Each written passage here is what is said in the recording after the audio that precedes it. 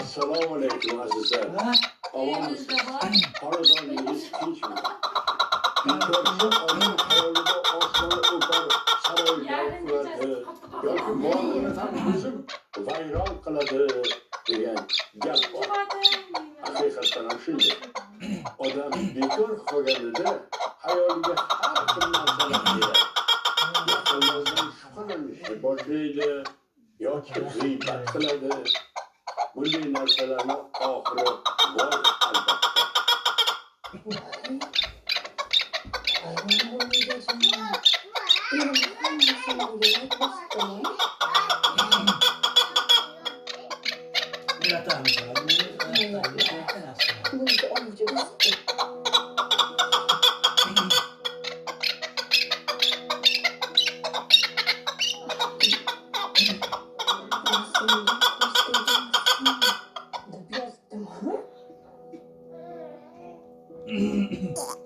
Ôi bố cười à?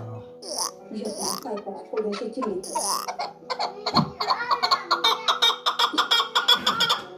Ôi mà sao? Ôi khổ đôi. Ой, này kéo Ne söylüyorsun? Bu göz Ne kızı. söylüyorsun? Ne söylüyorsun?